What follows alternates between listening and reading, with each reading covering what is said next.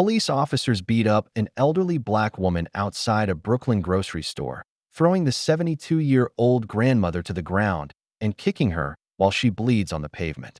The corrupt cops laugh as they destroy her groceries, threatening the terrified witnesses who dare to watch. But the well-dressed stranger stepping out of the black luxury sedan isn't just another bystander. This is Mike Tyson himself. The officers have no idea they just committed a felony in front of a man who spent decades destroying people with his bare hands. While the bullies continue their assault, the former heavyweight champion approaches with that deadly calm that once terrorized the boxing world. The elderly woman recognizes her savior and knows justice is about to be served. The cops keep threatening, thinking they're untouchable behind their badges, but they're actually facing their worst nightmare. What happens when dirty cops pick the wrong fight with the wrong legend? Will these bullies survive learning why Iron Mike's fists were once considered lethal weapons? What happened next would terrorize the officers for the rest of their pathetic lives. Before we jump back and tell us where you're tuning in from, and if this story touches you, make sure you're subscribed, because tomorrow I've saved something extra. Special for you, the alarm clock's sharp buzz cut through the pre-dawn silence at exactly 6:30, same as every morning for the past 3 years. Dolores Washington's weathered hand found the button without opening her eyes, a habit born from 40 years of rising early for the classroom. At 72, she moved with the deliberate precision of someone who'd learned that rushing led to mistakes, and mistakes led to problems she was too old to handle. She made her bed with military corners. James had taught her that during their 47 years together, then knelt beside it for morning prayer. The hardwood floor pressed cold against her knees, a reminder that her body wasn't what it used to be, but her spirit remained strong.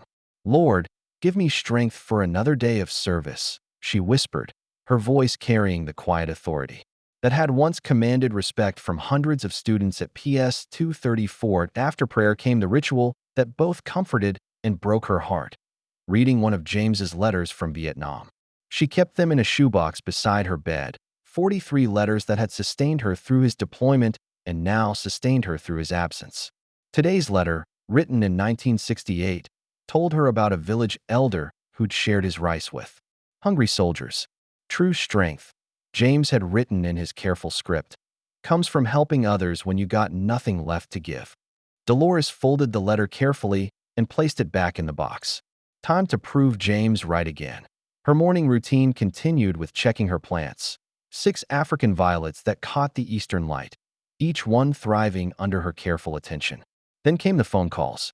Agnes Murphy first, confirming she still wanted beef stew for the week. Harold Kim next, asking for extra rice pudding because his grandson was visiting. Finally, Betty Rodriguez, who always worried about being a burden but always accepted help with grateful tears.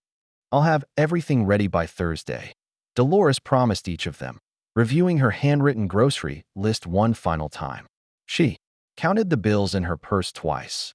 A teacher's pension stretched thin, but there was always enough for what mattered. At 8:45, she stepped into the crisp October morning, her wheeled cart bumping over the threshold.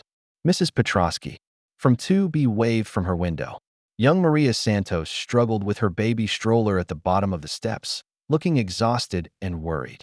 "Let me help with that, dear," Dolores said, taking one end of the stroller. "Thank you, Mrs. Washington," Maria replied, her voice tight with stress. "Miguel's been so worried about problems at the store, but he won't tell me what's wrong." Dolores filed the information away as she helped navigate the stroller to the sidewalk. In her teaching days, she'd learned to recognize when children were afraid to speak up. Adults weren't much different. "Sometimes men think they're protecting us by staying quiet," she said gently. "But problems shared are problems halved." Maria managed a weak smile before hurrying away. Dolores watched her go, then turned toward Prospect Avenue and DeLuca's Market, unaware this would be the last normal conversation of her life. The brass bell above DeLuca's Market door chimed as Dolores entered at 9:15, the familiar sound, usually bringing comfort. Today, it seemed to echo in an unusual silence. The store felt wrong, too quiet, too tense, like the moment before a thunderstorm breaks. Frank DeLuca stood behind the counter, his 68-year-old frame rigid with nervous energy. His hands shook as he arranged cigarette packs, and his eyes kept darting toward the front window. In 30 years of shopping here, Dolores had never seen Frank look afraid. "Morning, Frank," she said. Pulling her list from her purse, he startled at her voice, then forced a smile that didn't reach. His eyes. "Mrs. Washington, maybe you should come back later? We're having some difficulties this morning." Before she could ask what he meant, she heard raised voices from the back of the store. Two police officers stood near the produce section, talking to Miguel Santos in voices that weren't quite loud enough to understand, but carried an unmistakable threat. Dolores had seen this before. 40 years in the classroom had taught her to recognize bullying in all its forms. The body language was always the same. Predators circling prey, using authority to intimidate the vulnerable. She moved through the store methodically, selecting ingredients for the week's meals while keeping one ear on the conversation behind her. The shorter officer, stocky with close-cropped hair, did most of the talking. His partner, younger and clearly uncomfortable, stood behind him like muscle for hire. "Look, Miguel," the first officer was saying, "protection costs money. You want accidents to happen? You want health inspectors finding problems? Immigration asking questions about your customers?" Miguel's voice was barely audible. "Officer Kowalski, I already paid this month. My register is empty." "Prices went up," Kowalski replied with a casual cruelty that made Dolores's blood boil. "Inflation, you know? Everything costs more these days." The younger officer shifted uncomfortably. "Randy, maybe we should—" "Shut up, Brennan," Kowalski snapped. "I'm handling this." Dolores paused in the cereal aisle, her teacher's instincts screaming that this was wrong. She'd broken up countless playground shakedowns, and this was no different. Just bigger bullies with badges. Other customers had quietly slipped away, recognizing trouble and choosing safety over principle. Frank DeLuca busied himself with imaginary tasks, clearly wanting to help but too terrified of the consequences. Miguel pleaded quietly, explaining about his sick mother, his daughter's school expenses, the slow business that barely kept them afloat.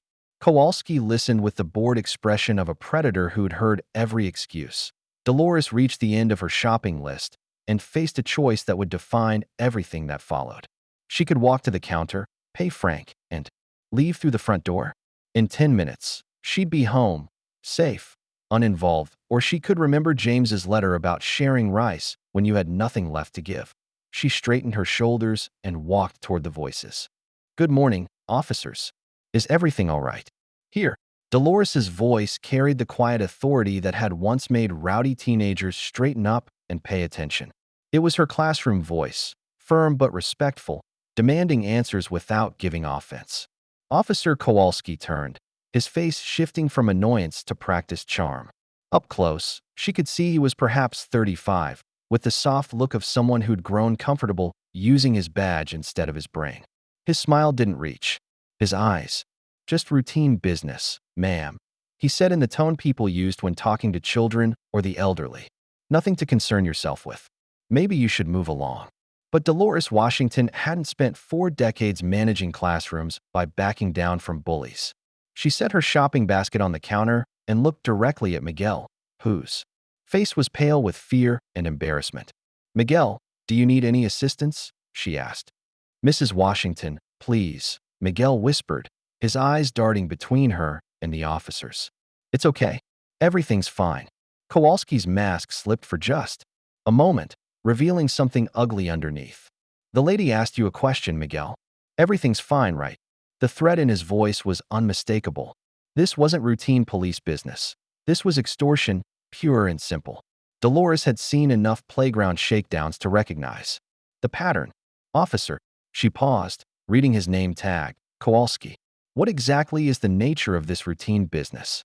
The younger officer, Brennan, shifted nervously. "Ma'am, really, this doesn't concern. I think it concerns everyone in this community." Dolores interrupted, her teacher's authority cutting through his protests. "Transparency in police work builds trust, doesn't it?" Kowalski's facade crumbled. "Entirely. Look, Grandma, you need to mind your own business and get moving. This is police business." "Grandma," Dolores repeated, her voice sharp enough to cut glass. She'd faced down school board members, angry parents, and teenage gangs. A badge didn't make this man special. "Officer," I believe all police business is public business. She pulled out her smartphone with steady hands. Perhaps I should document this interaction for everyone's protection. The temperature in the store seemed to drop 10 degrees. Miguel's eyes went wide with terror. Frank DeLuca stopped pretending to work and stared in horror. Even Brennan took a step back. But Kowalski lunged forward, his face twisted with rage. You made a big mistake, old lady.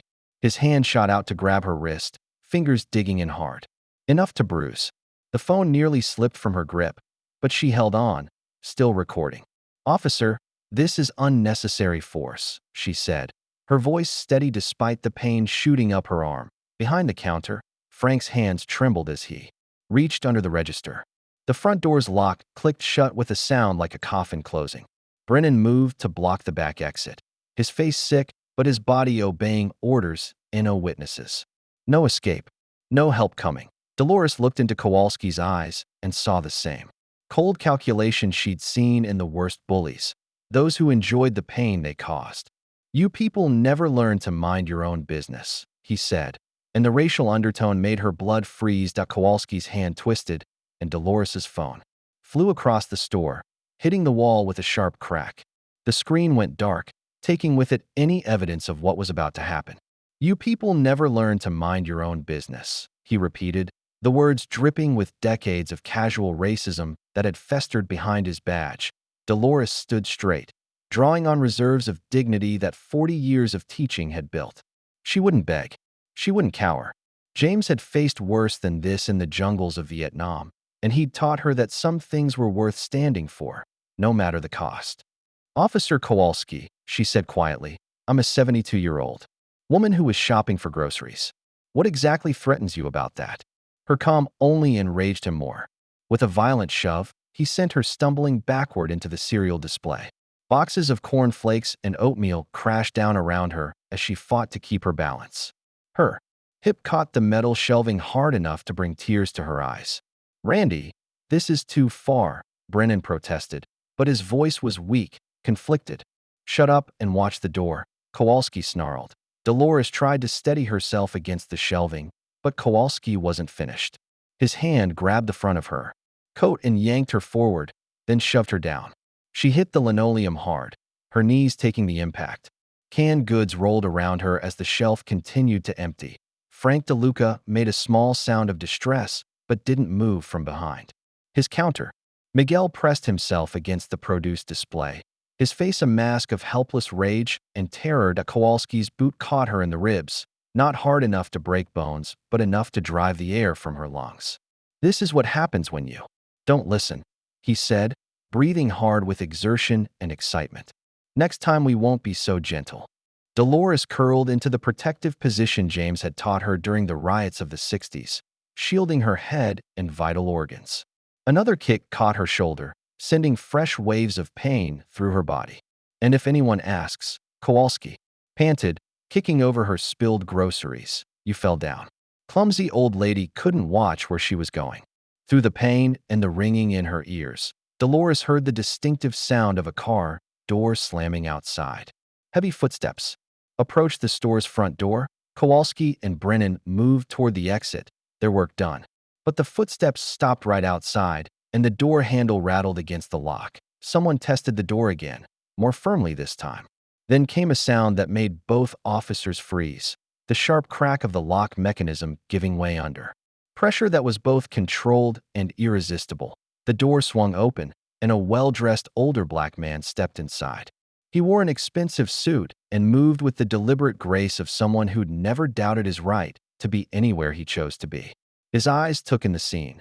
Dolores bleeding on the floor, scattered groceries, two cops standing over her, like predators caught in the act.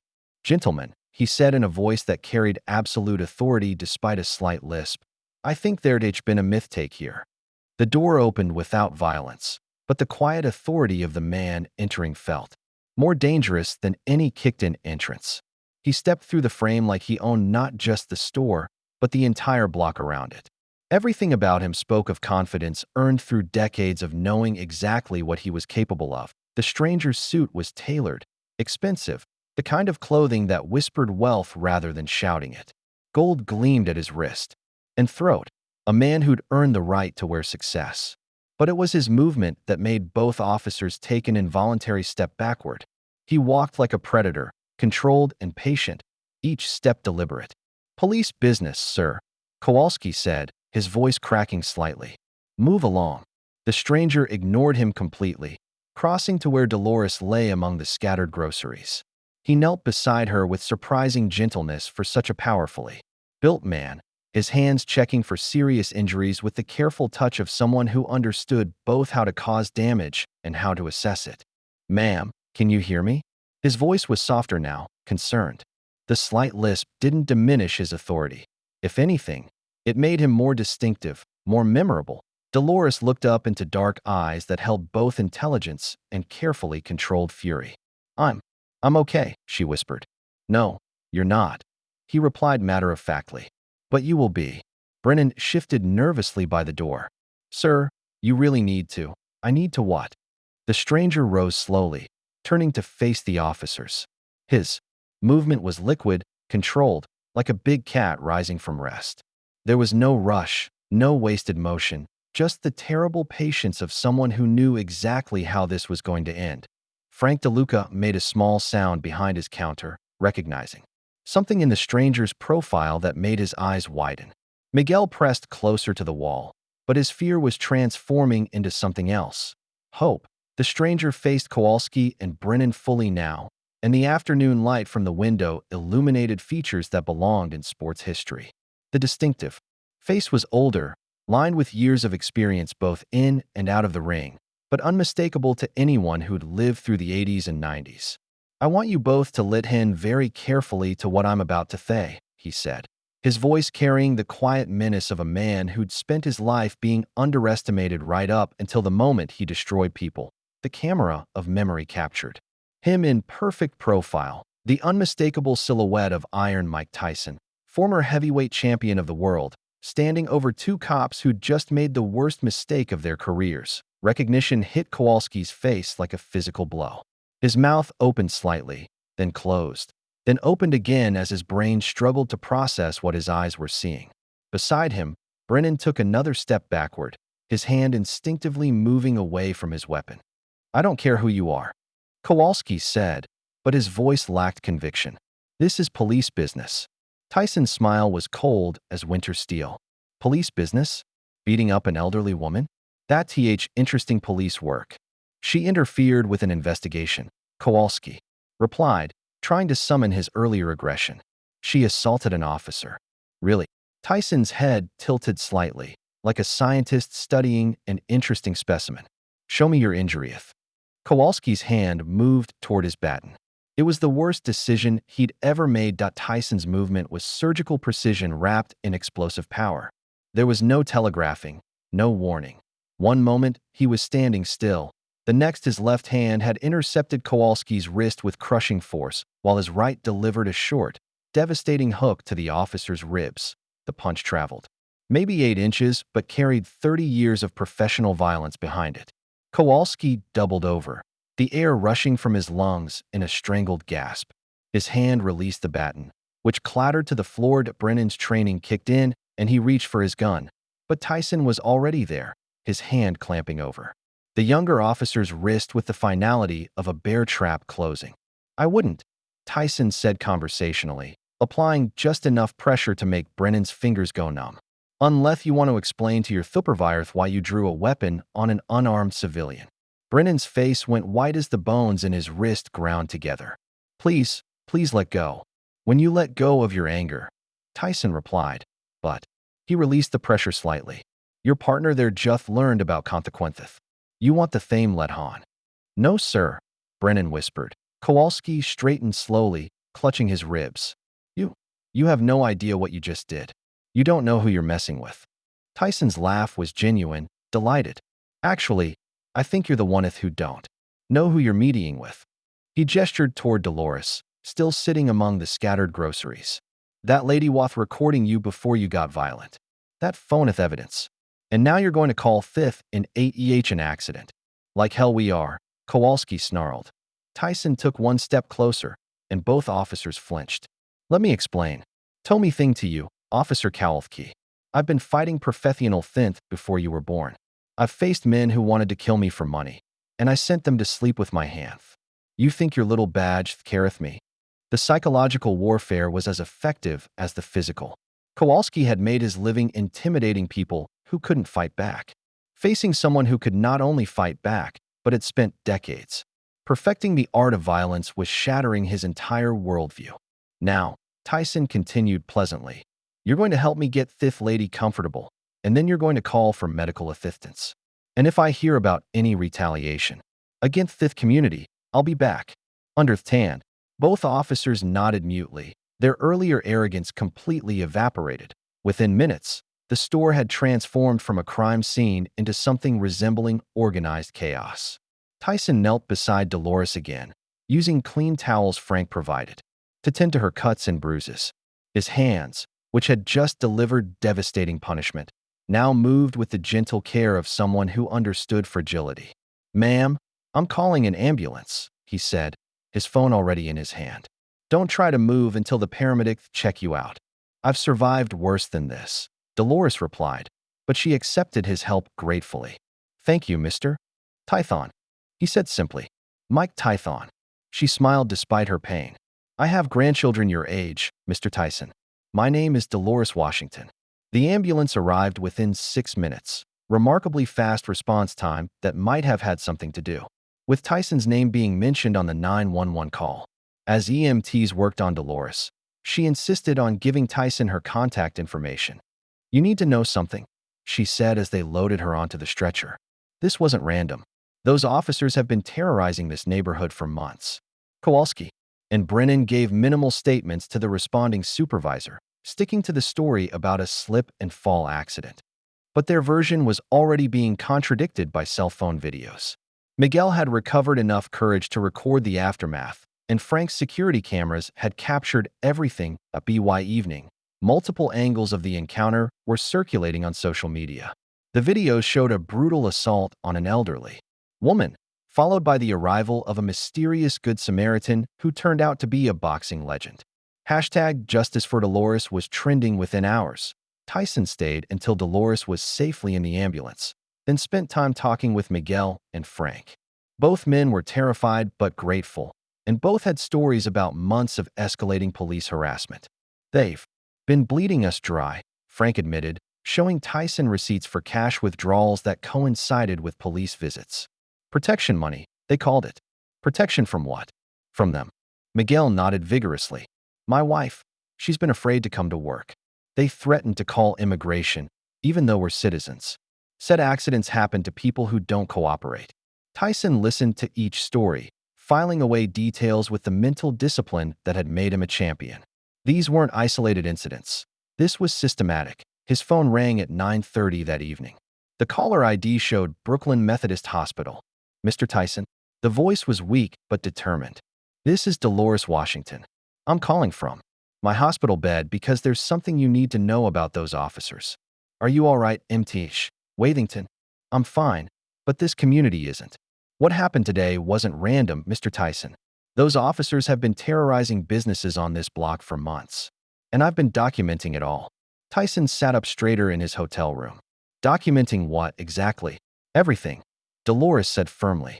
Names, dates, amounts of money demanded, threats made. I'm a retired teacher, Mr. Tyson. I know how to gather evidence, and I think you need to see what I've collected. Brooklyn Methodist Hospital buzzed with quiet activity as Tyson made his way to Dolores's room the next morning. Word had spread through the community overnight, and her room was filled with flowers, cards, and visitors who'd come to check on the woman who'd stood up to corrupt cops. Dolores sat propped up in bed, looking remarkably alert for someone who'd been brutally assaulted less than 24 hours earlier. Her face bore the bruises of Kowalski's attack, but her eyes were sharp and determined. Mr. Tyson, she said warmly as he entered. Thank you for coming. How are you feeling, MTH Wathington? Like I got hit by a truck, she admitted with a wry smile. But I felt worse. Sit down, please. We have important things to discuss. From her bedside table, she pulled out a composition notebook with a black and white marbled cover, the kind teachers had used for decades. The pages were filled with meticulous handwriting in blue ink. organized with the precision of someone who'd spent 40 years managing lesson plans. I started keeping this 3 months ago, she explained, opening to the first page. Officer Kowalski and his partner began making regular visits to businesses on Prospect Avenue. At first, I thought it was community policing. She showed him, entry after entry, dates, times, locations, and detailed descriptions of interactions between police and business owners. The pattern was unmistakable: systematic extortion targeting vulnerable shop owners, particularly immigrants and elderly proprietors. Miguel Santos, monthly payment of $300, she read from one entry. Frank DeLuca, $250. Mrs. Chun at the laundromat, $150. They called it protection fees but threatened health inspections, immigration raids, and mysterious accidents if owners didn't pay. Tyson studied the notebook with growing anger. How did you gather all this information? I'm 72 years old, Mr. Tyson. People don't notice elderly women with shopping carts. I sit on benches, I feed pigeons, I chat with neighbors. And I listen. She flipped through pages of evidence. I learned these techniques during the civil rights movement. Sometimes, the best weapon against injustice is careful documentation. The scope of the corruption was breathtaking.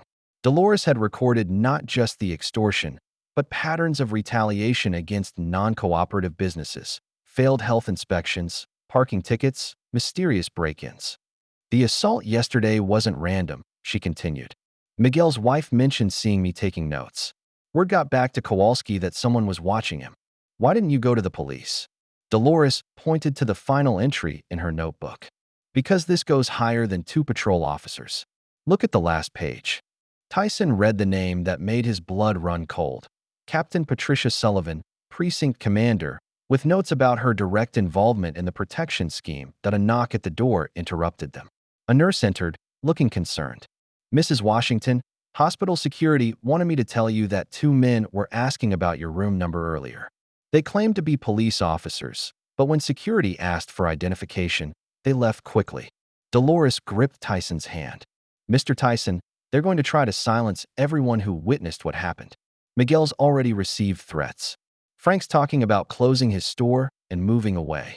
Tyson stood slowly, his mind racing through possibilities and consequences.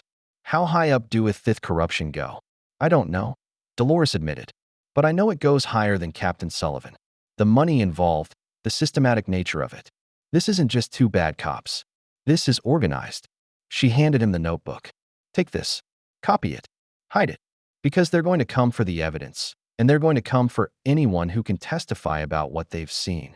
Through the hospital window, Tyson could see Brooklyn stretching out below them, thousands of families trying to build decent lives while predators in badges fed off their fear. Mtish, Wathington, he said quietly. How would you feel about taking Tommy Bigger Rythe to stop Fifth? Her answer came without hesitation. Mr. Tyson, I've been taking risks my whole life. The only difference now is that I finally have someone powerful enough to help me fight back. 3 days later, Dolores Washington walked out of Brooklyn Methodist Hospital on Tyson's arm, moving slowly but steadily. The media attention had been overwhelming, reporters camping outside her room, community leaders wanting interviews, and a constant stream of neighbors bringing flowers and checking on her condition. Too much fuss, she muttered as Tyson helped her into his black sedan. I just did what any decent person would do. Not everyone would have stood up to armed, corrupt cops, Tyson replied, starting the engine. Most people would have walked away. They drove through Brooklyn neighborhoods that told stories of struggle and survival. Immigrant families trying to build businesses, elderly residents watching their communities change, young people caught between hope and despair. Every corner seemed to hold another example of the systematic predation Dolores had documented. At her apartment, Tyson's staff had already restocked her groceries and cleaned up the mess left by the break-in that had occurred while she was hospitalized. Nothing had been stolen, but everything had been searched, drawers dumped, papers scattered, cushions slashed. The message was clear: we can reach you anywhere. They were looking for the notebook, Dolores observed calmly, surveying the damage. Good thing you gave it to me first. Tyson had already made multiple copies, storing them in different locations, with instructions to release them if anything happened to either of them. As they sat in her tidy kitchen, Dolores pulled out a small address book filled with names and phone numbers. Mr. Tyson, I want you to meet my network. These are the people who've been helping me document what's been happening. She began making calls, her voice carrying the authority of someone who'd spent decades organizing school events and community activities. Within an hour, her living room filled with an unlikely group of elderly activists who'd been quietly gathering evidence of police corruption. Agnes Murphy arrived first, a 75-year-old Irish widow with steel gray hair and fierce blue eyes. She carried a camera bag filled with photos of property damage that had mysteriously occurred after businesses refused police protection. Harold Kim came next, a Korean War veteran whose ramrod posture and precise movements spoke of military discipline that had never faded. He brought audio recordings captured with equipment from his army days, conversations between officers discussing their territory and collection schedules. Finally, Betty Rodriguez shuffled in with a shopping bag full of receipts and bank statements. As a former seamstress, she'd tracked which businesses had closed after police visits, correlating the timing with harassment campaigns. We've been watching, Agnes explained to Tyson. Old people are invisible in this neighborhood. Police don't notice us taking pictures, recording conversations, making notes. Harold spread out a hand-drawn map of the precinct's territory. They operate in zones. Each officer has specific businesses to collect from. It's organized like a military operation. Betty showed financial records proving the economic impact. 7 businesses closed in 3 months. All immigrant-owned or elderly proprietors. All after refusing to pay protection money. Tyson studied their evidence with growing admiration and anger. You've been doing fifth work without any protection. We protect each other, Dolores said firmly. But now we need someone with enough power to take this fight public. The next 2 weeks became a careful dance of investigation and evasion. Tyson and Dolores moved through Brooklyn like a detective team, the former heavyweight champion providing protection and resources while the retired teacher used her community connections to gather increasingly damning evidence. Their first major breakthrough came from an unexpected source. Rita Kowalski appeared at Dolores's apartment on a rainy Thursday evening, clutching a manila envelope and looking like she hadn't slept in days. Mrs. Washington, I'm Randy's ex-wife, she said when Dolores opened the door. I think we need to talk. Rita was 42, blonde, with the exhausted look of someone who'd spent years married to a man who brought his work violence home. She accepted Dolores's offer of tea with trembling hands before spreading documents across the kitchen table. I've been gathering evidence for divorce proceedings, she explained.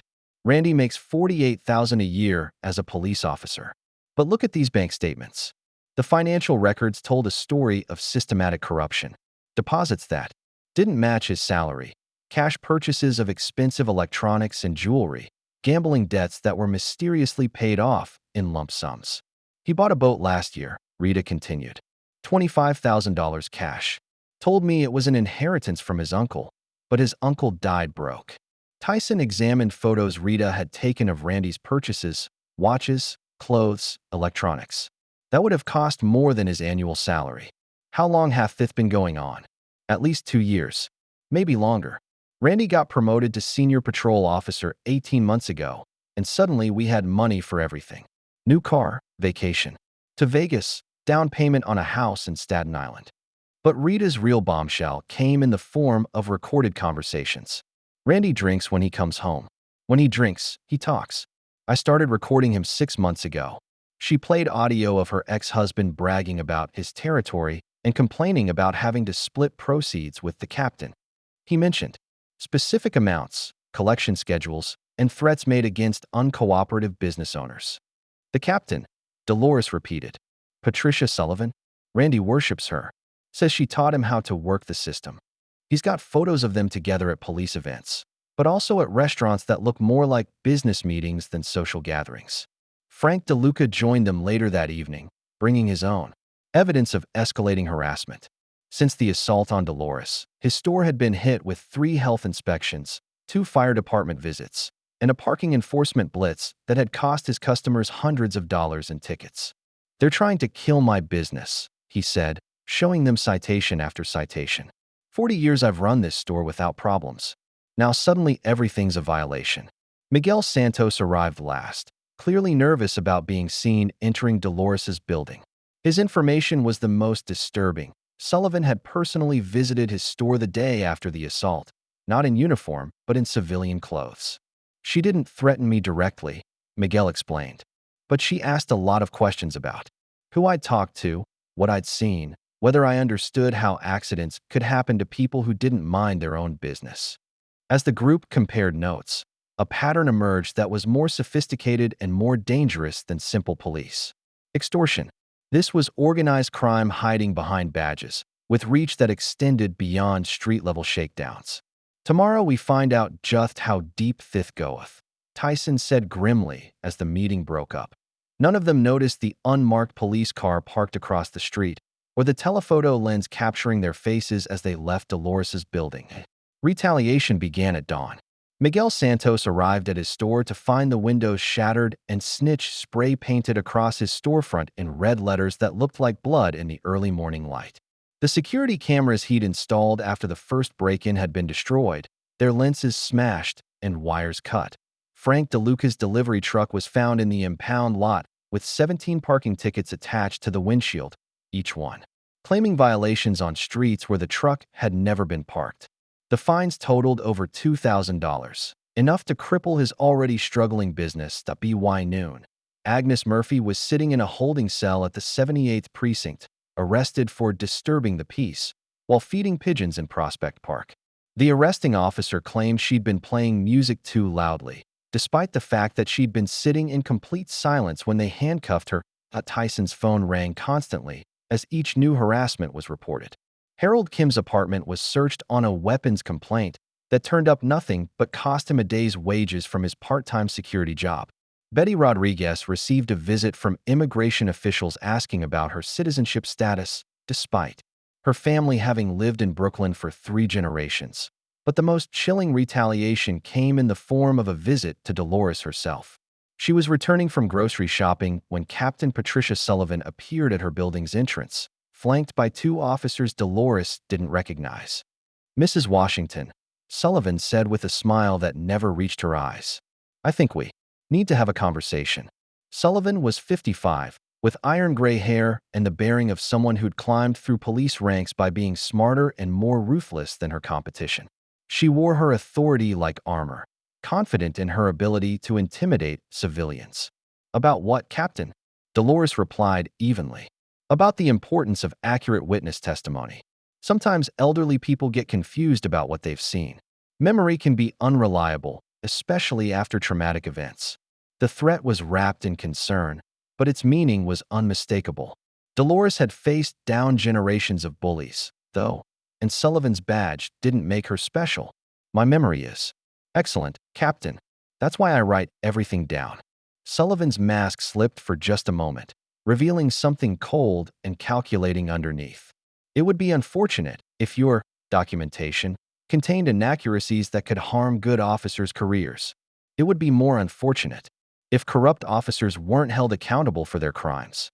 That evening, Tyson met with Rita Kowalski in a diner in Queens, far from Sullivan's territory.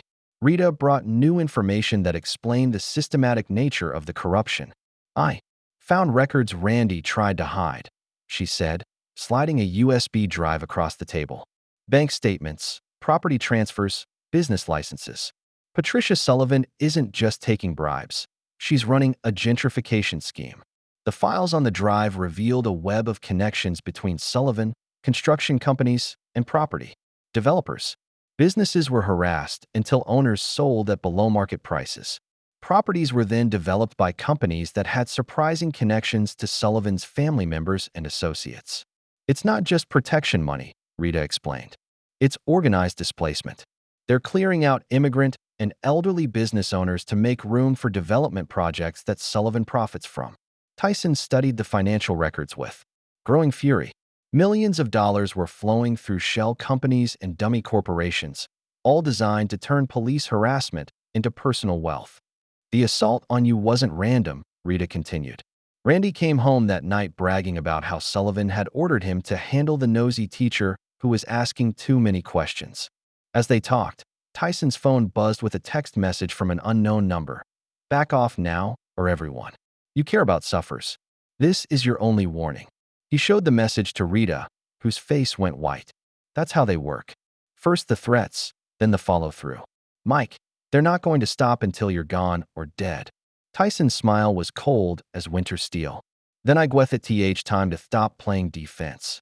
Murphy's Tavern sat on a corner in Queens where off-duty cops had been drinking away their problems for 30 years.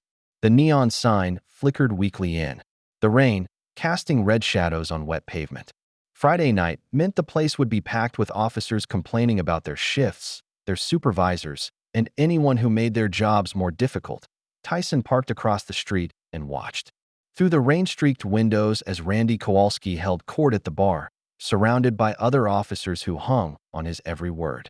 Even from a distance, Tyson could see the man was drunk, gesturing wildly as he told some story that had his audience laughing. At 11:15, Tyson walked through the front door like he owned the place.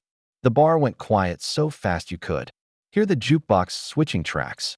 Every head turned toward the former heavyweight champion as he approached the bar and calmly ordered a coffee.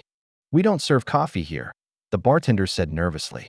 "Then I'll have whatever you've got, that hot and black," Tyson replied pleasantly. Kowalski's alcohol-fueled bravado kicked in first. "Look who's slumming it," he announced loudly, turning on his stool to face Tyson. "The celebrity tough guy? Wants to drink with real cops." 3 other officers flanked Kowalski, men who'd made careers out of using badges to intimidate people who couldn't fight back. They spread out slightly, the instinctive positioning of pack hunters who'd found prey. "You know, Randy," Tyson said conversationally, not turning around, "your ex-wife Rita thinks you're pathetic. She got all your financial records, by the way. Bank statements, property transfers, even though the lovely recordings of you bragging about your territory." Kowalski's face went through several shades of red. "You son of a bitch. You think you can come into our place and threaten us?" "I'm not threatening anyone," Tyson replied, still facing the bar. "I'm just sharing information, like how federal agents are very interested in police corruption, especially when it involves organized crime." The psychological warfare was devastating. Kowalski had spent months feeling untouchable behind his badge, but now faced the possibility that his entire world was crumbling. Alcohol and desperation made him stupid. He swung first, a wild haymaker that would have been telegraphed from space. Tyson didn't even turn around. He simply stepped aside and let the punch sail past his ear. Then he pivoted and delivered a left hook to Kowalski's ribs that folded him in half like a closing jackknife. The other 3 officers rushed him together, thinking numbers would make the difference. They were wrong. Tyson's movement was surgical precision married to explosive power. A straight right cross dropped the first man like a sack of concrete. An uppercut lifted the second off his feet before a left hook sent him sprawling across 2 tables. The 3rd officer got close enough to grab Tyson's jacket before a short right hand to the solar plexus sat him down hard on the tavern floor. The entire fight lasted maybe 15 seconds. 4 men lay groaning on the floor while Tyson straightened his tie and left a $20 bill on the bar. "Coffee would have been fine," he told the bartender, who nodded mutely as Tyson walked toward the door. Kowalski struggled to his hands and knees, gasping for breath. This isn't over. You have no idea who you're messing with." Tyson paused at the door and looked back. "Actually, Randy, I think you're the one who hath no idea. Tomorrow, the whole world finds out about Captain Sullivan's little gentrification scheme. I hope you got good legal representation." Outside, rain continued to fall on Queens, washing the streets clean. The steps of Brooklyn Borough Hall had seen countless press conferences over the decades, but few had drawn media attention like the one Rita Kowalski called on a crisp Tuesday morning. News vans lined Court Street, their satellite dishes pointed skyward like mechanical flowers seeking sunlight. Rita stood at the podium wearing a simple blue dress, her blonde hair pulled back severely, looking like a woman who'd made peace with destroying her old life to build something better. Behind her, Dolores sat in a wheelchair. Doctor's orders, though she'd argued she could stand. Flanked by community members who'd become accidental activists, Tyson stood to one side, deliberately keeping a low profile while remaining visible. Enough to send a message. His presence alone guaranteed national coverage. "My name is Rita Kowalski," she began, her voice steady despite the cameras and reporters. For 3 years, I was married to NYPD Officer Randy Kowalski. Today, I'm here to tell you about the systematic corruption I witnessed and documented during that marriage. She held up a thick folder of bank statements, photographs, and recorded conversations. My ex-husband and his supervisor, Captain Patricia Sullivan, have been operating an extortion ring targeting immigrant and elderly business owners in Brooklyn. But this isn't just about protection money. It's about organized displacement designed to benefit specific property developers. The reporters erupted into shouted questions, but Rita continued methodically through her evidence.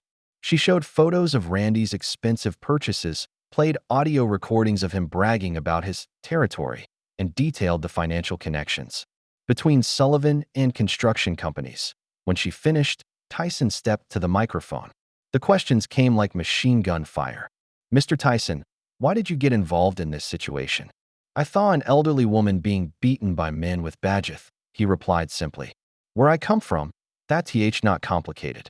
You stand up for people who can't stand up for themselves. Are you concerned about taking on the police department?" Tyson's smile was cold. "I'm not taking on the police department.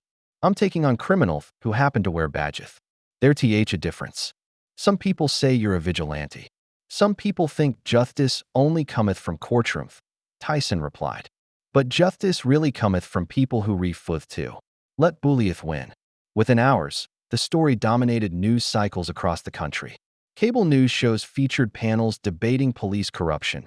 Social media exploded with #JusticeForDolores hashtags, and body camera footage from the original assault went viral for the third time. By evening, the mayor's office had announced formation of a special task force to investigate corruption in the 78th precinct.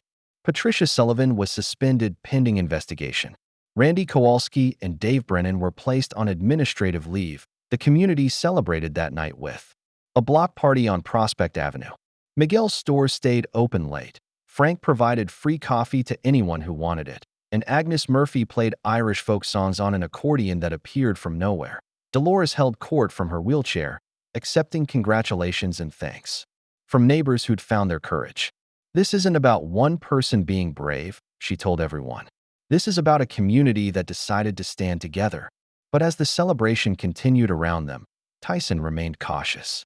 In his experience, victories that came this easily usually weren't victories at all. His phone rang at midnight. Unknown number, blocked caller ID. "Yeah, you made a mistake, Tyson." The voice was gravelly, old, carrying decades of authority. Sullivan was small time. "You have no idea how deep this goes. Back off now, or everyone you've helped is going to suffer." The line went dead before Tyson could respond. He immediately tried calling Dolores, but her phone went straight to voicemail. 2 weeks later, the 78th precinct looked like a war zone as federal agents carried boxes of evidence out of the building. Randy Kowalski and Dave Brennan were arrested on corruption charges that made front-page news across the city. Captain Patricia Sullivan was suspended without pay, her badge and gun confiscated in a ceremony designed for maximum media impact. The community treated it like Liberation Day. Prospect Avenue was closed to traffic for a celebration that lasted from noon until midnight. Borough President Marcus Webb presented Dolores with a Community Service Award while cameras rolled and politicians made speeches about courage and justice. "Mrs. Washington represents the best of Brooklyn," Webb declared from a makeshift stage. "She reminds us that one person with courage can change everything." Dolores accepted the plaque graciously but used her speech to redirect attention to the real work ahead.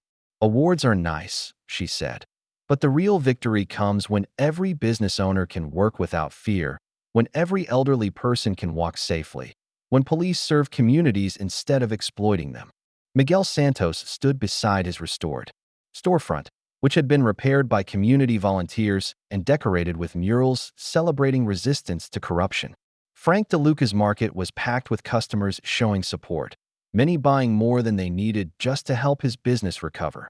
Rita Kowalski had become an unlikely hero to domestic violence advocates, appearing on morning shows to discuss how corruption enabled abusive behavior. "When someone has a badge and thinks they're above the law," she explained to a television audience, "that attitude comes home with them."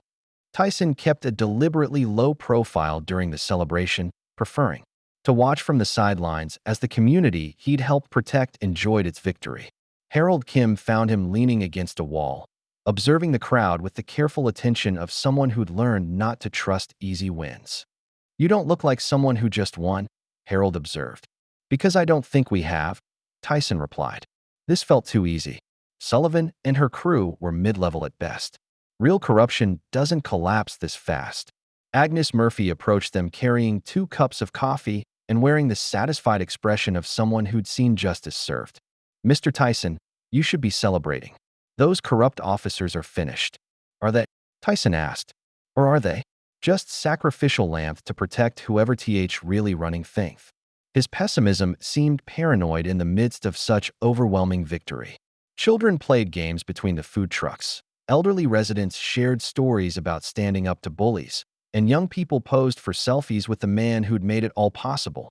But as the evening wound down and the crowd began to disperse, Tyson's phone buzzed with a text message that made his blood run cold. "Enjoy your party. It's the last one you'll see." He immediately tried calling Dolores, but her phone went straight to voicemail. Then Rita, same thing. Miguel's store phone rang endlessly without answer. By the time he reached Dolores's apartment building, Tyson knew something was terribly wrong.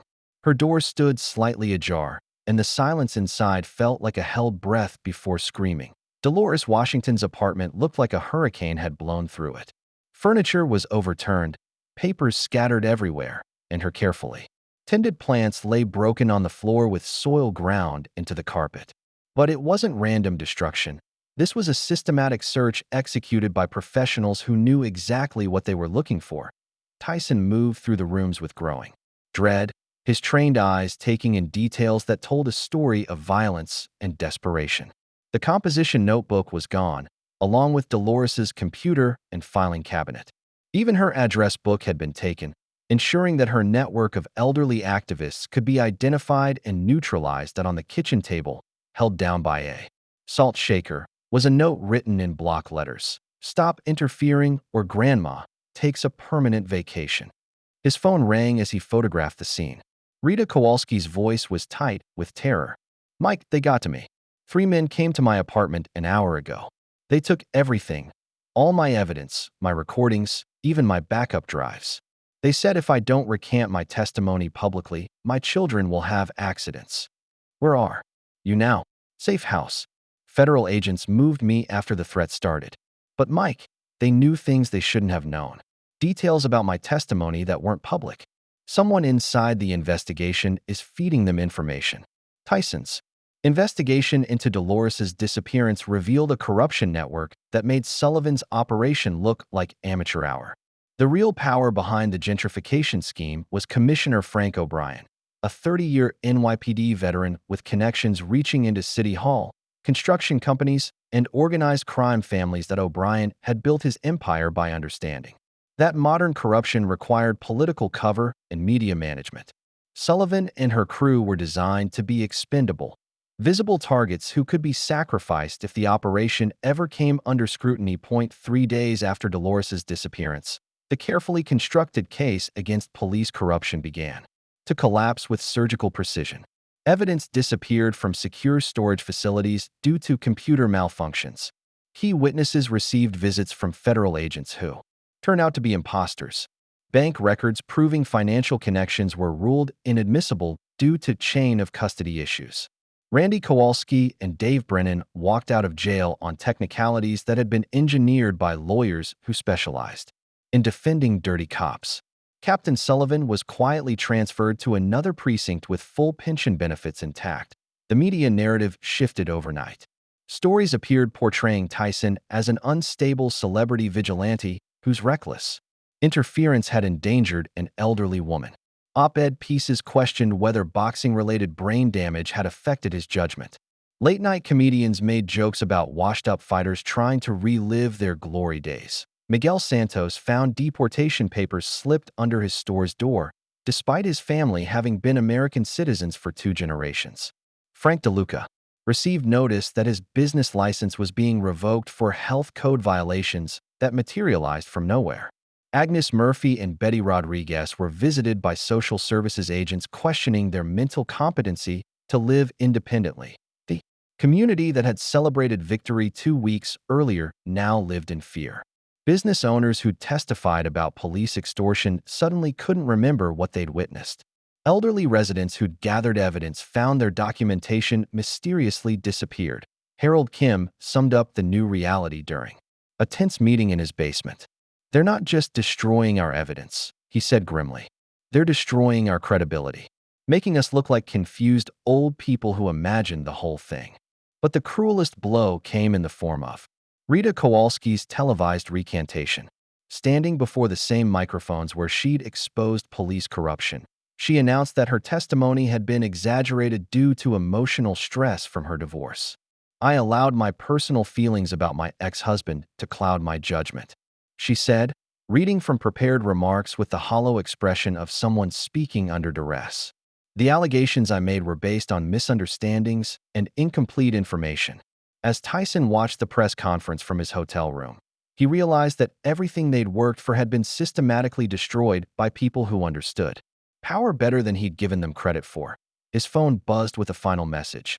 "You should have listened the first time." The call came at 4:30 in the morning. Brooklyn Methodist Hospital, emergency room, requesting that Mike Tyson come immediately to identify a patient who'd been found unconscious in an abandoned warehouse in Red Hook. Tyson dressed quickly and drove through empty streets while his mind raced through worst-case scenarios. But nothing had prepared him for seeing Dolores Washington lying unconscious in the ICU, her body connected to machines that beeped and whirred with mechanical precision. Dr. Martinez, a young resident with exhausted eyes, explained the situation in clinical terms that couldn't hide his anger.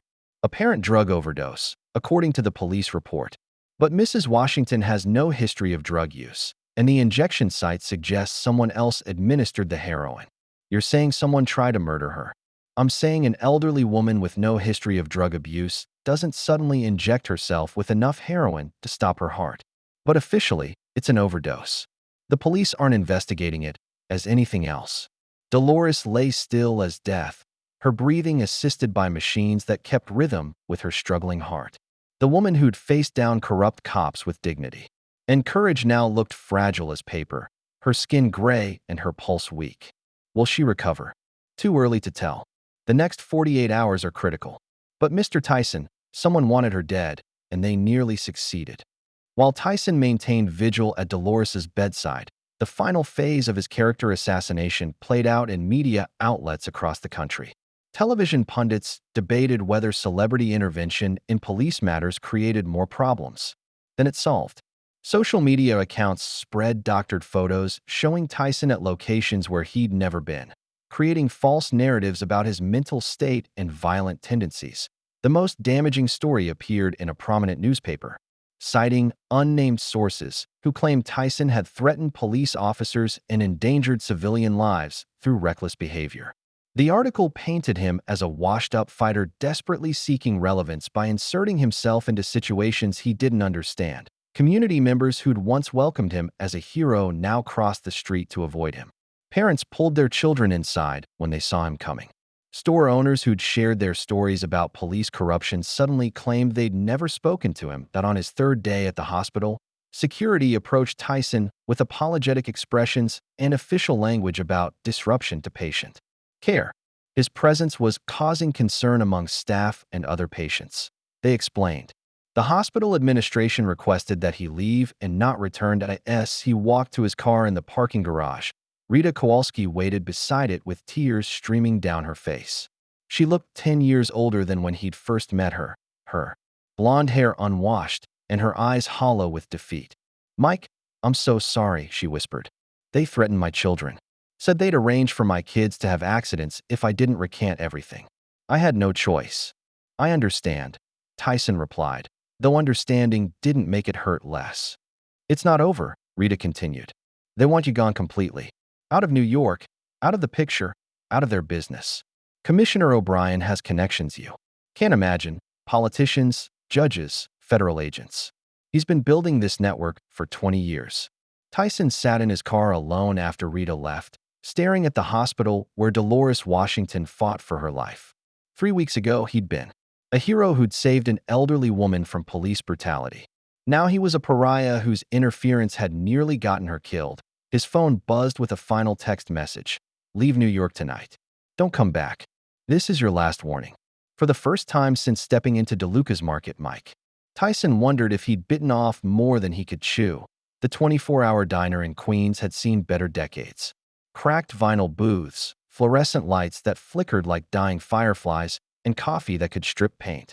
At 3 in the morning, it was exactly the kind of place where broken men came to contemplate their failures. Tyson sat alone in a corner booth, surrounded by newspaper clippings that told the story of his spectacular fall from grace. Celebrity. Vigilante's reckless crusade endangers elderly woman. Has boxing brain damage affected Mike Tyson's judgment? Community leaders demand investigation into Tyson's role in police controversy. Every headline was a knife twist. Every expert opinion questioned his mental state, his motives, his right to interfere in matters that didn't concern him.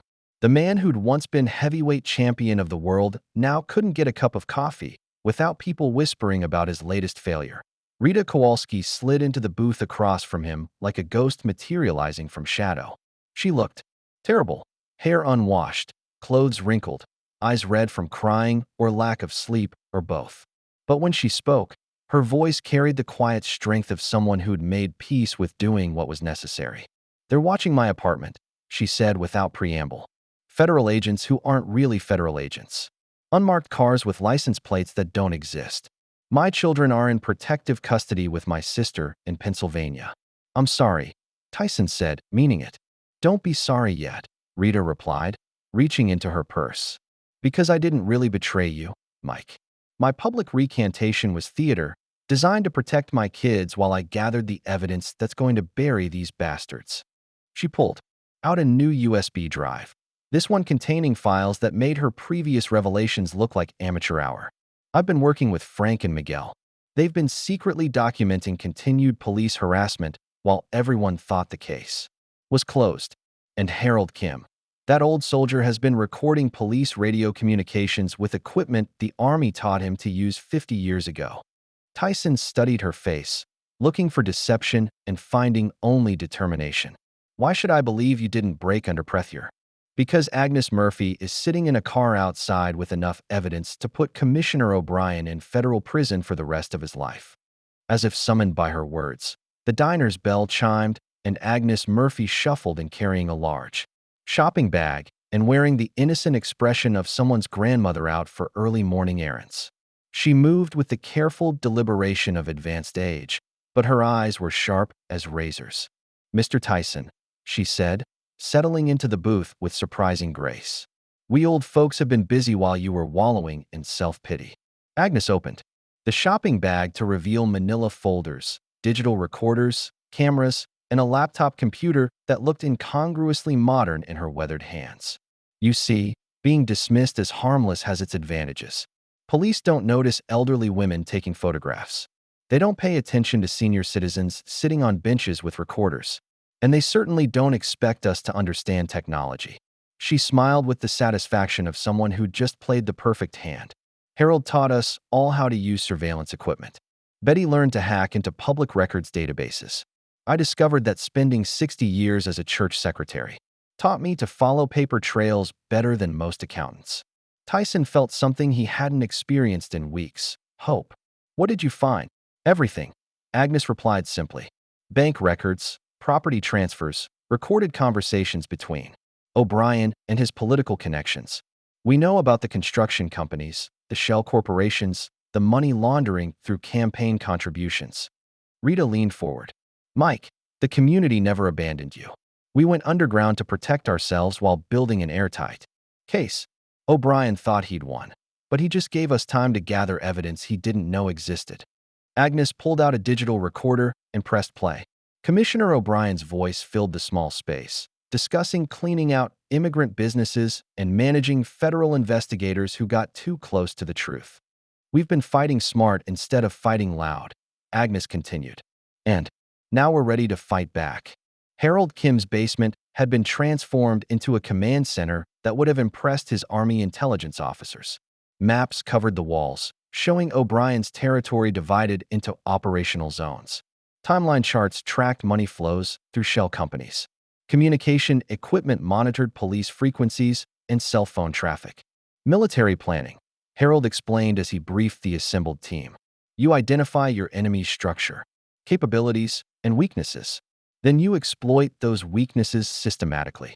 The evidence they'd gathered over the past 3 weeks painted a picture of corruption that reached far beyond police extortion. Commissioner O'Brien had built a network that included Borough President Marcus Webb, construction company owner Tommy DeMarco, and half a dozen city council members who voted on zoning variances and development permits. Rita used her remaining police contacts to access internal files, downloading personnel records and financial disclosures that revealed suspicious patterns.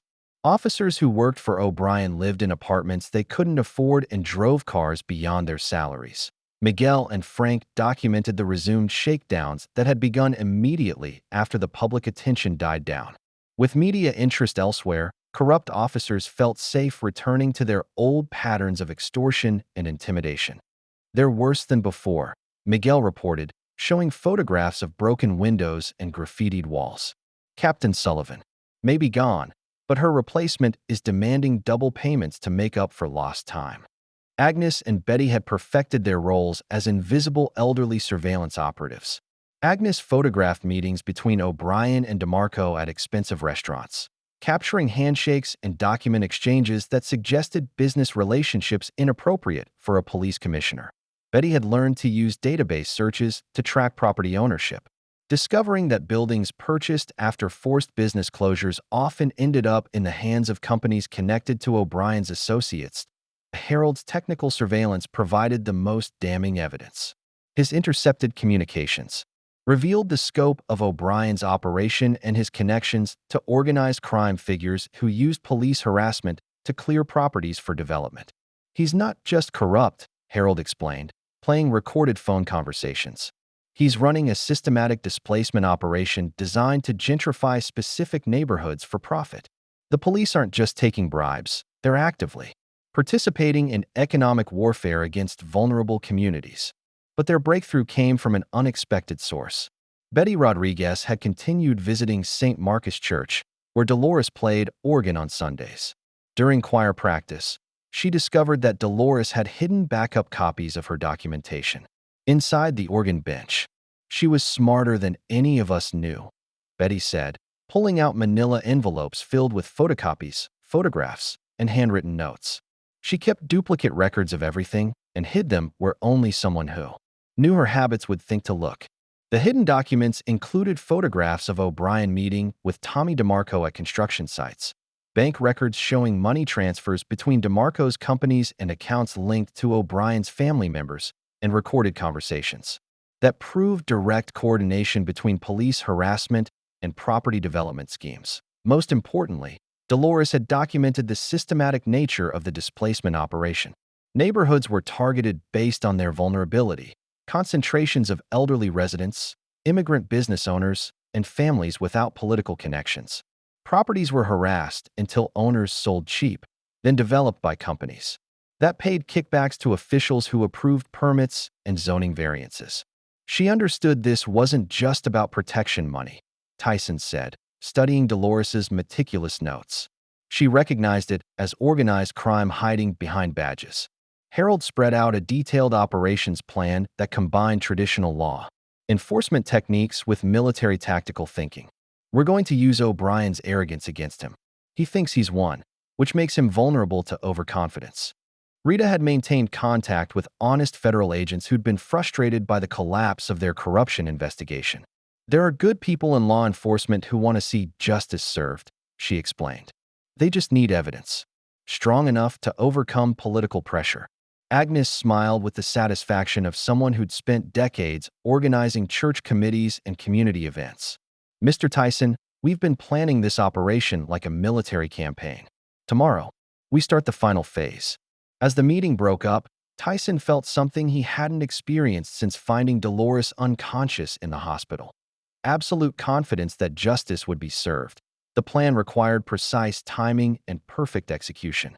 Harold had mapped O'Brien's routines with military precision, identifying patterns in his schedule and vulnerabilities in his security. Arrangements. The commissioner was arrogant enough to believe his victory was complete, which made him careless about personal protection. Tyson's role was to make himself visible around Brooklyn, appearing to give up the fight while actually drawing O'Brien's enforcers into the open. He visited Miguel's store during busy hours, sat on benches in Prospect Park reading newspapers, and ate dinner at restaurants where he knew he'd be seen and photographed.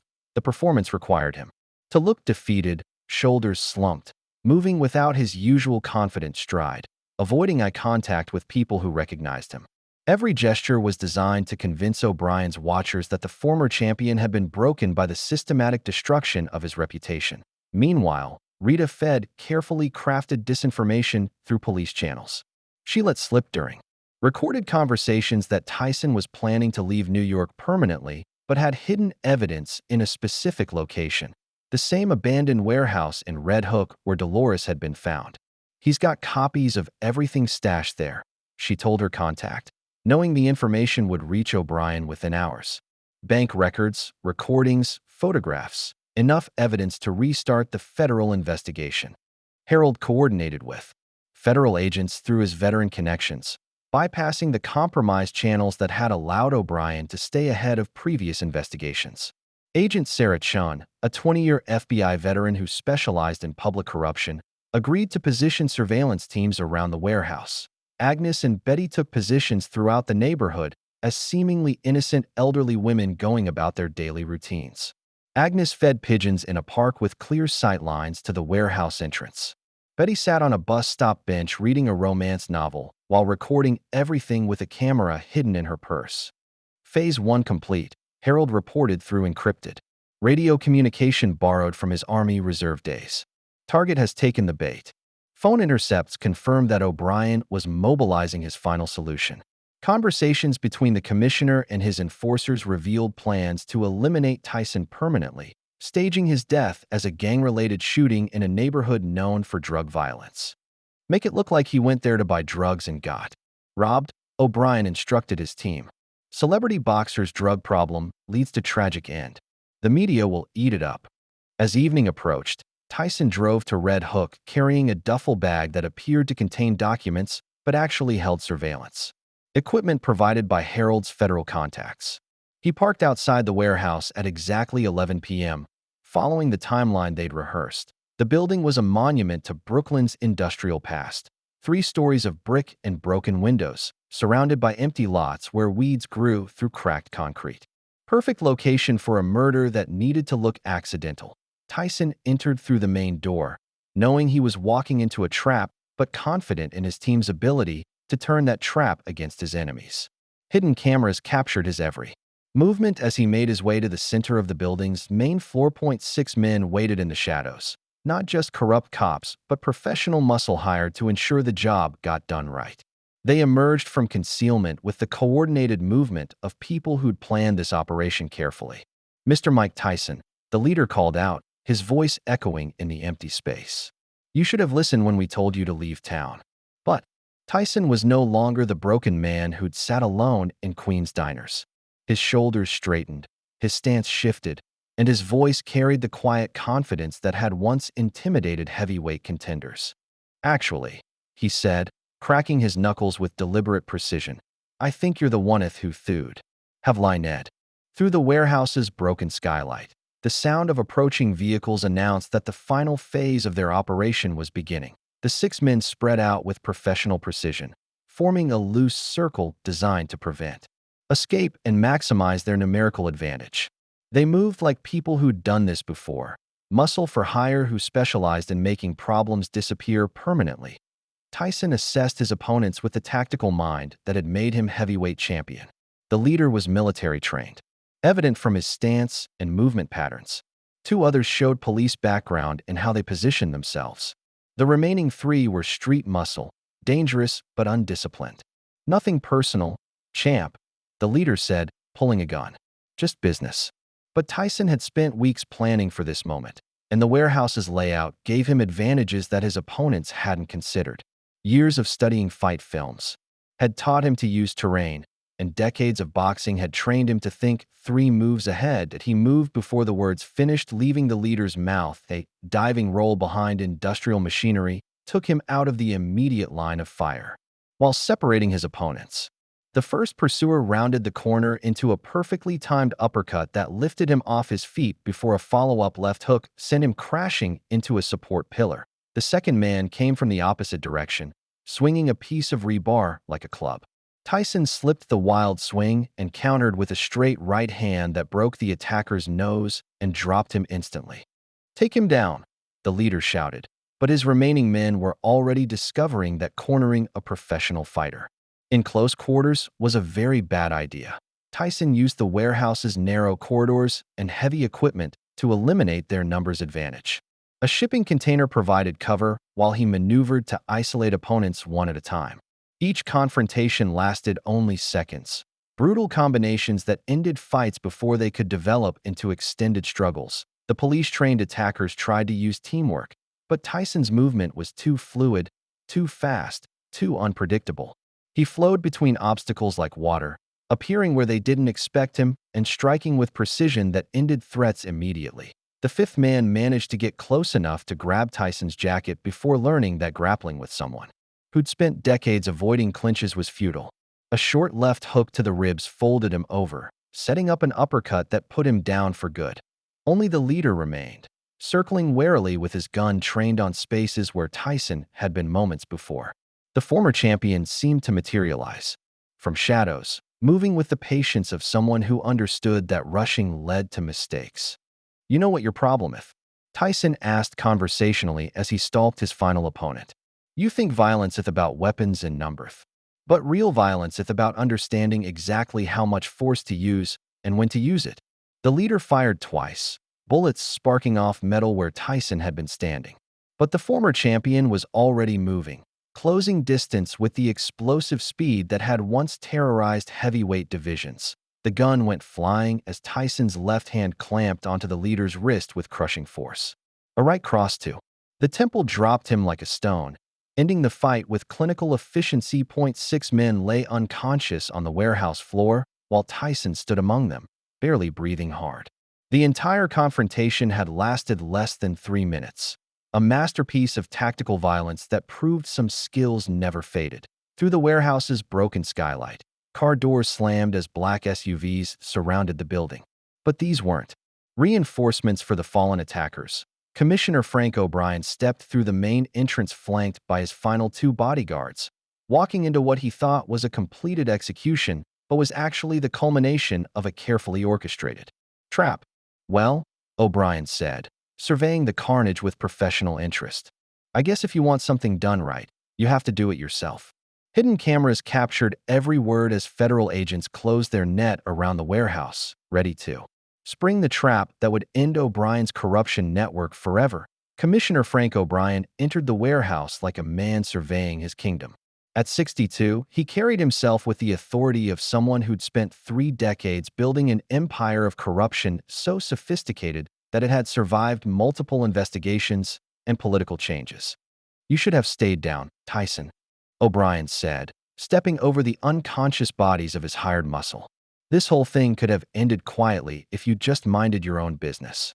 Tyson straightened slowly, his hands still clenched into fists that had just dismantled 6 professional fighters.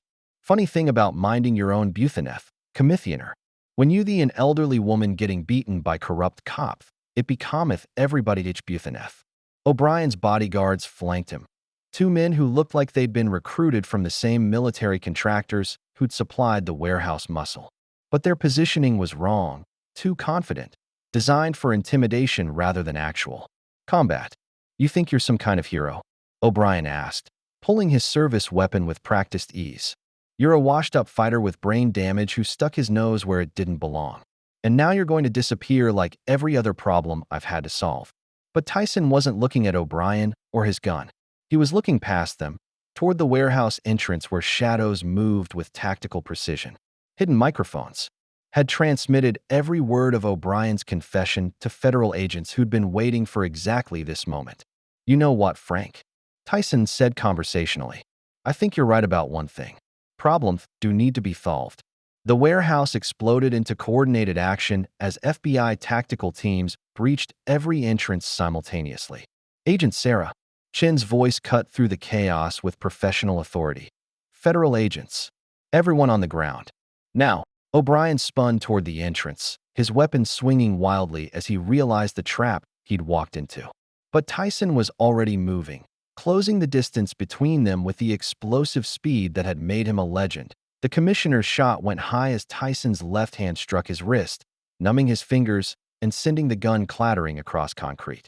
A right cross to the solar plexus doubled O'Brien over, setting up the uppercut that put him down hard on the warehouse floor. FBI. Commissioner O'Brien, you're under arrest for racketeering, conspiracy, and violation of civil rights under color of law. As federal agents secured the scene, Harold Kim's voice crackled through hidden speakers placed throughout the warehouse. Ladies and gentlemen of the media, we are now broadcasting live evidence of systematic police corruption in New York City. Every major news outlet received simultaneous data dumps containing bank records, recorded conversations, photographs, and witness testimonies that had been gathered over months of careful investigation. The evidence was overwhelming, undeniable, and perfectly timed to prevent any cover-up attempts. O'Brien struggled to his knees, blood trickling from his nose as he stared at Tyson with hatred and disbelief. You have no idea what you've done. This goes higher than you can imagine. Tyson knelt beside the fallen commissioner, his voice carrying the quiet authority that had once intimidated opponents before destroying them. Then we'll just have to keep climbing until we reach the top. 3 months later, the federal courthouse in Brooklyn had become the center of the largest police corruption trial in the city's history. Media vans lined Court Street while protesters and supporters gathered on the courthouse steps, holding signs demanding justice for communities that had suffered under systematic extortion. Tyson sat in the gallery behind the prosecution table, wearing a conservative suit and the expression of someone who'd learned that real victory required patience and process. Beside him, Dolores Washington used a walker but attended every day of testimony, her presence a constant reminder of what the case was really about. Commissioner Frank O'Brien had aged years in just months. The confident authority that had once defined him had been replaced by the hollow look of someone watching his life's work crumble in real time. Federal prosecutors presented evidence with surgical precision, building a case that was both comprehensive and devastating. The evidence shows a pattern of racketeering that operated under color of law for over 5 years, Prosecutor Janet Morris told the jury during her opening statement. The defendants used their positions as law enforcement officers to extract money from vulnerable business owners while systematically displacing communities for personal profit. Rita Kowalski had become the prosecution's star witness, her testimony connecting individual acts of corruption to the broader conspiracy. She spoke with quiet strength about her ex-husband's transformation from rookie cop to systematic extortionist under O'Brien's guidance. Randy didn't start corrupt, she told the jury. But Commissioner O'Brien created a culture where corruption was rewarded and honesty was punished. Officers who participated in the scheme received promotions and choice assignments. Those who refused were transferred to dangerous precincts or forced out entirely. Miguel Santos testified about the economic impact of police extortion on immigrant communities. His voice shook with emotion as he described the fear that had dominated his family's life, the constant uncertainty about whether they could keep their business open. "We came to America for opportunity," he said. "Instead, we found uniforms, demanding money we didn't have, threatening our family if we didn't pay." Agnes Murphy provided documentary evidence with the precision of someone who'd spent decades managing church finances. Her photographs and financial records proved systematic money laundering through construction companies and shell corporations. Borough President Marcus Webb pled guilty to conspiracy charges in exchange for testimony about political corruption. His revelations implicated city council members who'd voted on zoning variances and development permits in exchange for campaign contributions funded by police extortion money. The defense attempted to portray O'Brien as a dedicated officer who'd lost control of subordinates. But recorded conversations played for the jury revealed someone who'd personally orchestrated displacement operations and ordered retaliation against witnesses. When the verdicts came after 6 days of deliberation, the courthouse was packed with Community members who'd lived under O'Brien's reign of corruption, guilty on all counts: racketeering, conspiracy, violation of civil rights under color of law, money laundering, and witness intimidation. O'Brien received 15 years in federal prison. Randy Kowalski got 8 years. 12 other officers received sentences ranging from probation to 5 years. Captain Sullivan, who'd cooperated with federal investigators, served 6 months and lost her pension. But the real victory came in the systemic changes mandated by federal oversight. New community policing initiatives required officers to live in the neighborhoods they served. Civilian oversight boards gained real power to investigate complaints. Body cameras became mandatory for all interactions with the public. Outside the courthouse after sentencing, reporters surrounded Tyson, but he directed attention to the community members who'd made justice possible. Fifth within about one pert on. Being a hero, he said. Fifth wath about a community that refused to be bullied.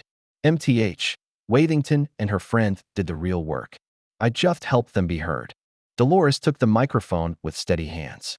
Real change happens when people stand together. Age doesn't matter. Background doesn't matter. Right is right. And when good people work together, right always wins. 6 months later, Prospect Avenue looked like a different world.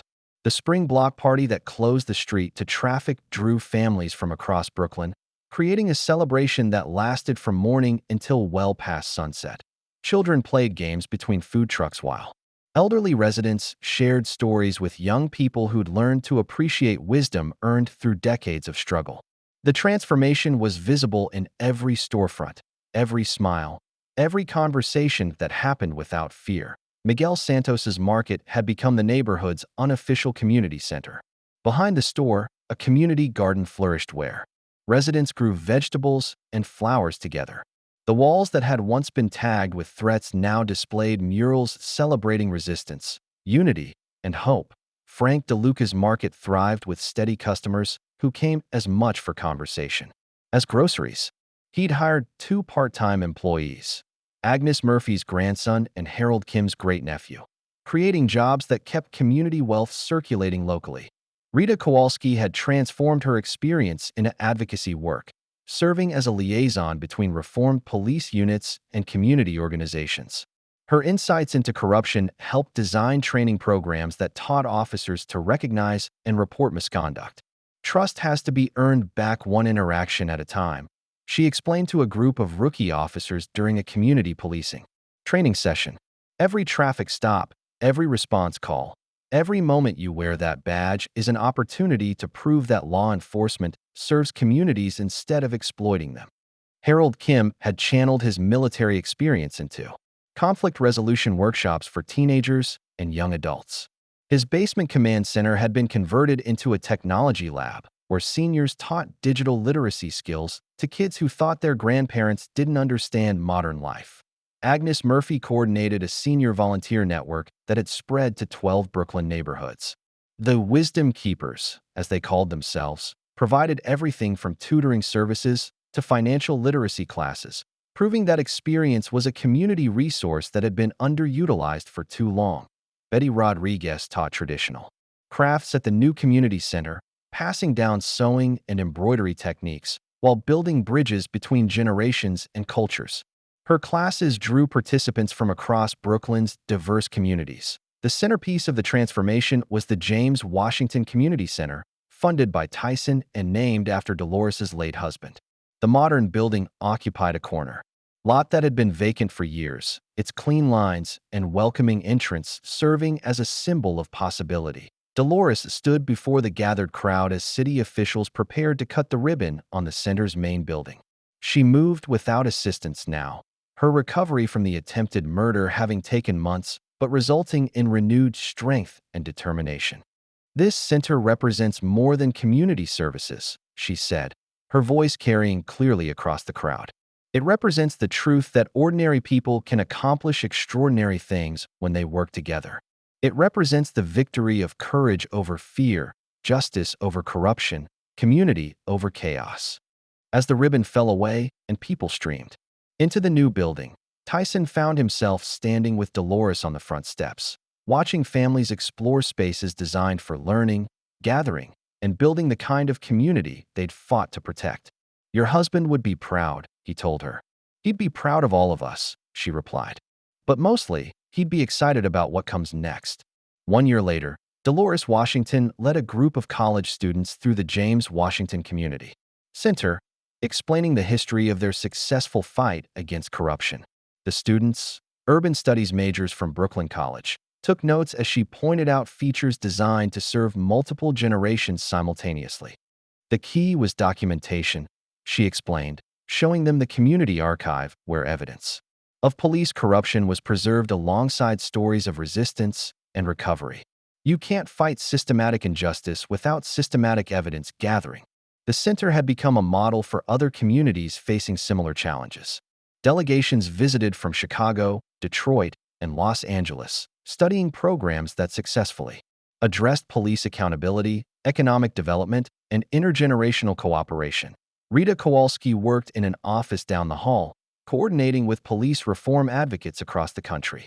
Her experiences with corruption had made her a sought-after consultant for communities trying to rebuild trust between law enforcement and residents. The Senior Citizen Documentation Network Agnes Murphy had organized now operated in 47 cities, training elderly residents to recognize and record systematic abuse while connecting isolated individuals to community support systems. Harold Kim's conflict resolution programs had expanded into 3 boroughs, with veterans teaching young people that military discipline could be channeled into community building rather than just individual advancement. Miguel Santos served on the community board that oversaw police interactions with local businesses. His store had become a designated safe space where residents could report problems without fear of retaliation, knowing that trained advocates would help them navigate official channels. Frank DeLuca's Market hosted weekly community meetings where residents discussed neighborhood issues and coordinated responses to challenges. The informal network that had defeated corruption now focused on positive development, ensuring that improvement didn't become displacement as evening approached. The center's main hall filled with participants in Tyson's weekly self-defense class. The program drew people of all ages, from teenagers learning confidence to seniors discovering that physical capability didn't disappear with age. "Real strength isn't about how hard you can hit," he told the mixed age group as they practiced basic defensive techniques. "It's about knowing when not to hit at all. It's about protecting people who can't protect themselves." Agnes Murphy worked with her granddaughter on stance and balance, while Harold Kim helped his great-nephew understand that discipline was the foundation of all martial arts.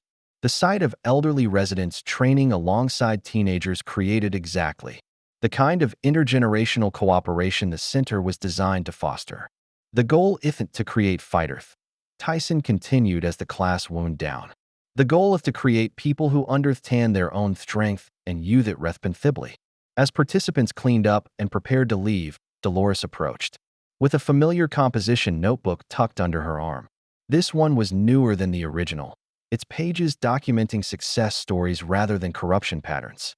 "Mike, there's another community that needs help," she said with the matter-of-fact tone of someone who'd never considered retirement from the work of justice.